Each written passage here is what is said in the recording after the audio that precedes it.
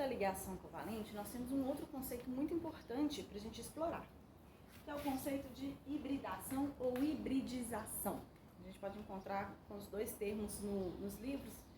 Vamos adotar a hibridação, que é mais fácil para a gente falar. O que seria a hibridação? A hibridação seria um orbital que é formado a partir da soma de dois orbitais atômicos. Então, é um orbital molecular que vai ser formado. O que seria esse orbital híbrido? Ele não teria mais a forma dos orbitais atômicos originais. Então, a hibridação é um conceito teórico que nós químicos, usamos para a gente compreender e conseguir extrair mais informações ainda das ligações covalentes. Eu não sei se vocês se lembram, mas lá no ensino médio, vocês devem ter estudado assim. Se a gente tem CH3, o etano, a hibridação do carbono é sp3. Se a gente tem CH2, o etano é sp2. E a gente tem CH, que é o etino, é sp. Qual é a diferença entre essas espécies aqui? Aqui nós temos a ligação CC simples, temos a ligação CC dupla e aqui CC tripla. Então a tripla a gente relaciona com SP, a dupla com SP2 e a simples com SP3. Tá, mas que tipo de informação isso nos traz adicional? Primeiro a gente pode olhar a hibridação de átomos centrais de outros átomos que não o carbono. Já é um fator importante para a gente analisar. Então a gente consegue saber a hibridação do nitrogênio na amônia, por exemplo, do oxigênio na molécula de água e assim por diante.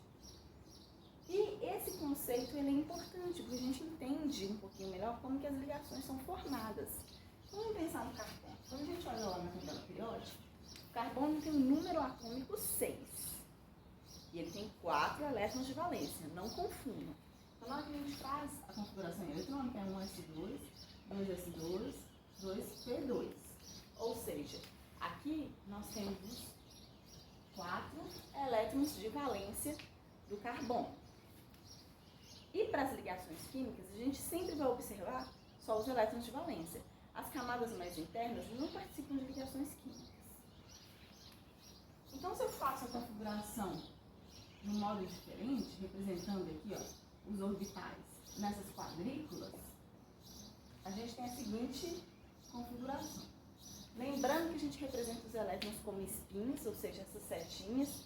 Quando eu coloco 2 elétrons no mesmo orbital, eu tenho que necessariamente inverter os spins. Então, isso aí é lá daquele conceito que a gente estudou anteriormente. Mas para que uma ligação química ocorra, vocês não concordam que tem que existir o compartilhamento de elétrons, onde cada elemento químico vai doar um elétron? Então, para que a ligação química ocorra aqui, eu preciso de ter em cada orbital apenas um elétron. Então, a gente fala assim, que o carbono vai para um estado excitado. O que seria isso? É como se um dos elétrons do S passasse lá para o P, só para liberar espaço para que ocorra a ligação química. Agora eu tenho um elétron em cada orbital e esses orbitais conseguem receber mais um elétron, cada um para estabelecer a ligação química. Vocês devem estar achando isso estranho, mas isso aqui não tem um gasto de energia para eu poder tirar um elétron de um subnível e passar para outro subnível? Sim, tem um gasto de energia. Mas esse gasto de energia, ele é compensado pela formação da ligação química. Só lembrando um gráfico de energia que a gente tem, que ele é bem comum, a gente vê em vários livros. Então, a gente tem energia versus a distância interatômica. Então, vamos pensar em 2 átomos aqui, 2 átomos de hidrogênio, por exemplo. Então, nós temos aqui 2 átomos de hidrogênio. Aqui é a distância. Se eles estão muito próximos, tem uma energia elevadíssima. Então, não é nada estável. À medida que eles vão se afastando, eles vão chegar numa distância ideal. Essa distância vai ter a energia aqui mínima. Nesse caso aqui, quando atinge essa energia mínima, a gente atingiu a distância de ligação química. Então, nesse ponto aqui, ó, foi estabelecido a ligação química, a distância de ligação química. Se esses átomos continuam se afastando, a energia aumenta, porque eles vão tender a energia de cada átomo isoladamente. Então, aqui, por exemplo, nesse ponto aqui, ó, tá vendo que estabilizou? Nós temos a energia aqui dos átomos sozinhos, dos átomos livres. Então, quando a gente vê a ligação química, a gente vê que tem esse delta energético aqui, que é o ganho de energia, ou melhor, desculpa, é o ganho de estabilidade que os dois elementos químicos ganharam ao formar a ligação química. Então, por mais que haja um gasto em alguma etapa, esse gasto é compensado pela formação da ligação química. Lembram lá do ciclo de Bohr-Haber? Que a gente gastava energia para atomizar, para sublimar, para poder retirar um elétron, mas depois, quando formava o cristal, havia uma estabilização extra? Da mesma forma aqui, ocorre um processo de excitação eletrônica, mas esse processo é compensado. Então a gente fala que nesse caso aqui, ó, o carbono, ele pode formar um orbital híbrido do tipo sp3. Por que sp3? Vamos tentar entender? Eu tenho um orbital s e 3 orbitais p, por isso sp3. Então nós temos aqui, e esse orbital sp3, ele pode receber 4 elétrons. Então, por exemplo, vamos pensando no metano, ele pode receber aqui, ó, 4 elétrons do hidrogênio, né? Sendo um elétron de cada hidrogênio. Então, forma aí o sp3. A gente pode fazer um raciocínio similar para amônia, por exemplo. Então, no caso aí, vamos pensar. O nitrogênio, ele é 1s2, 2s2, 2p3. Ele tem o Z igual a 7 e ele tem, aí, nós vemos aí, ó, 5 elétrons na camada de valência. Esse é o diferencial. Então, o nitrogênio, colocando aí nas quadrículas, a gente tem 2s, 2p, que seria aí, então, lembra? O P do nitrogênio tem um elétron em cada orbital P, ele tem uma estabilidade extra, lembra que a gente já estudou isso? Então, o nitrogênio excitado seria o próprio nitrogênio, vocês concordam? Não tem como, não tem lugar para passar esse par de elétrons. Então, nesse caso, essa etapa nem é necessária. Então, quando a gente junta os três, a gente tem sp3. Contudo, um dos orbitais, né, um dos lóbulos aí, um desses orbitais, já está preenchido. Então, a gente não consegue preencher. Então, a gente não vai ver NH4 sem carga. A gente vê NH4 mais. Já é uma outra história.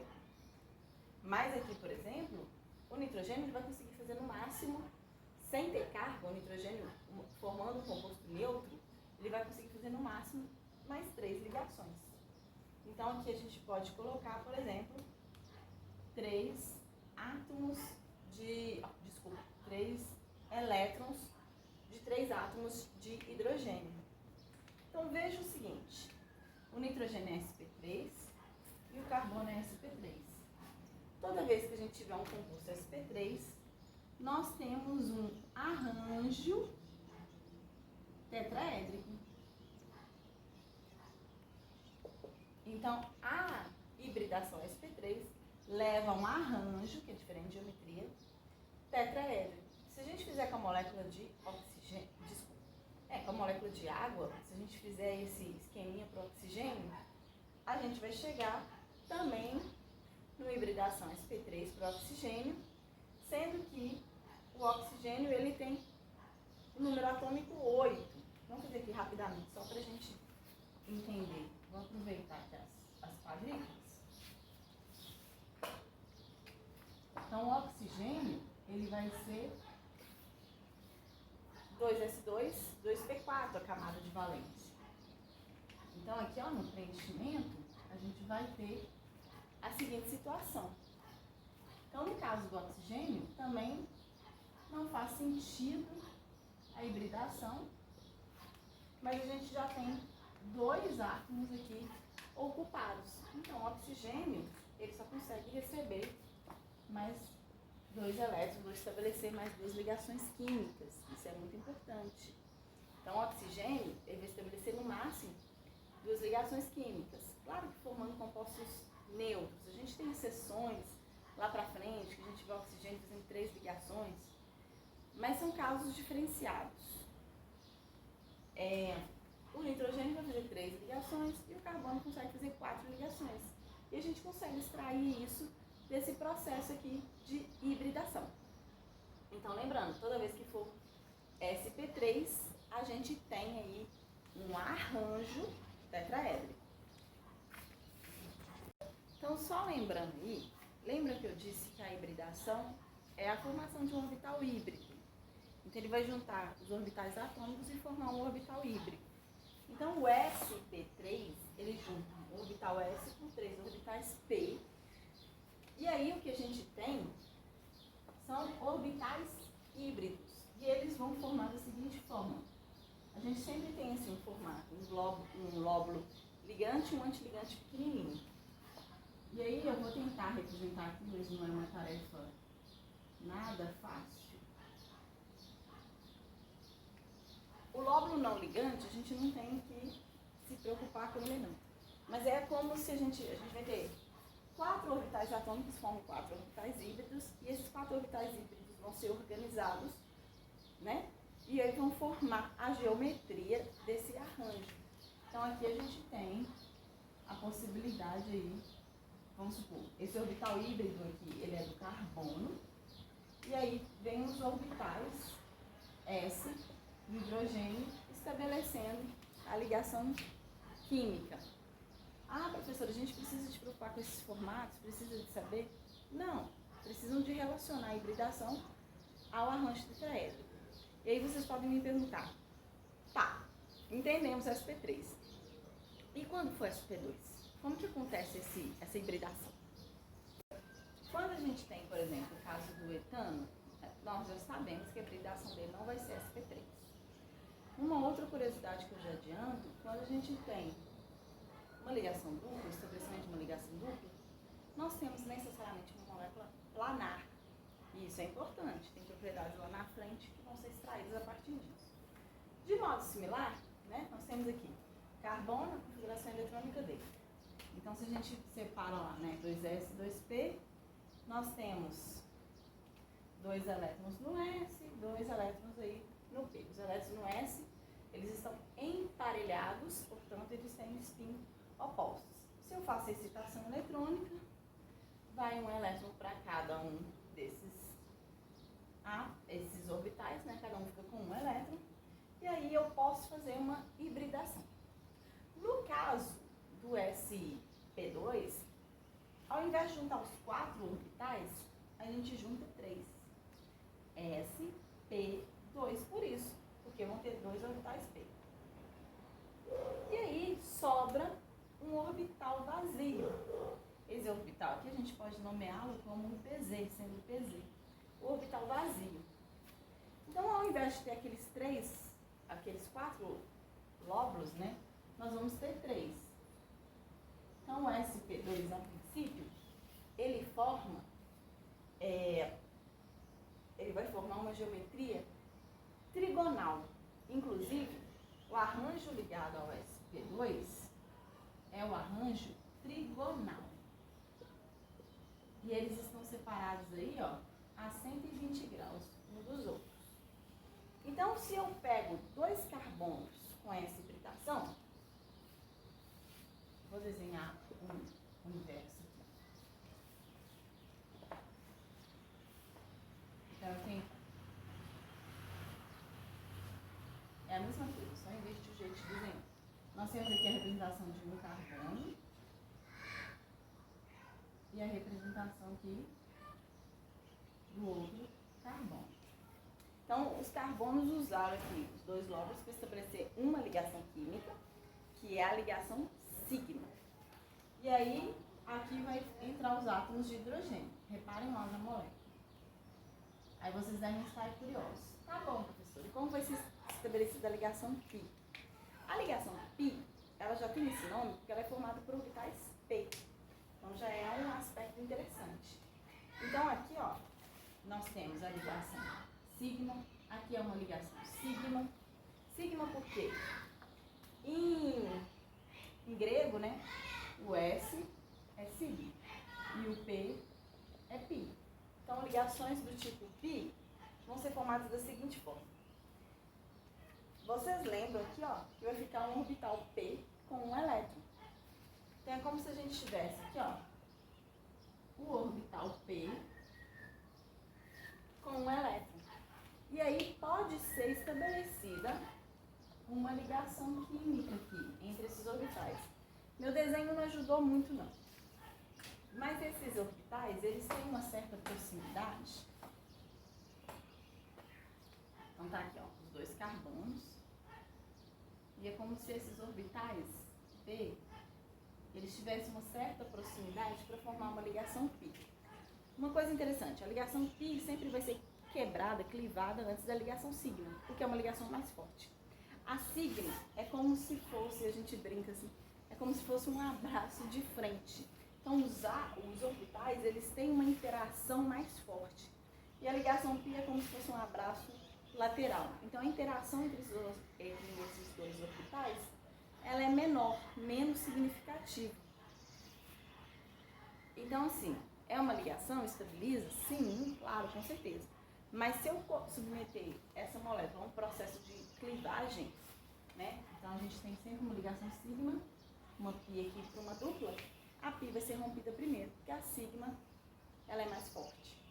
E se fosse o caso do etino, por exemplo, a gente tem a ligação tripla, na hora de hibridizar, né, a gente tem lá o carbono excitado com um elétron quincado, a gente ia juntar, né, dois, formando sp, e sobrariam dois orbitais p com um elétron cada um. Então, seria formada essa ligação e uma outra ligação com o outro orbital P. A gente pode convencionar que o orbital PX não vai participar de ligações π, porque a orientação dele vai ser sempre frontal, esse é o PX, enquanto o PY e o PZ já tem uma orientação lateral. Então, assim, o etino vai gerar a hibridização SP. Então, se a gente fosse desenhar o etino, seriam assim, ó. Então, dois carbonos aí, estabelecendo essa ligação química. Eles só podem ligar aí a mais dois hidrogênios, mas eles têm dois orbitais P com um elétron que pode estabelecer ligação química. Tem aí o PZ, por exemplo, e aí vai poder interagir PZ com PZ, e eles vão ter o PY, por exemplo, que aí vai poder interagir PY com PY. O desenho aqui não é meu forte nesse caso não, mas deu pra gente extrair um pouquinho. Então, só uma outra coisa importante é a gente começar a relacionar essas hibridizações com os arranjos. Então, quando eu tenho um sp3, meu arranjo é tetraédrico.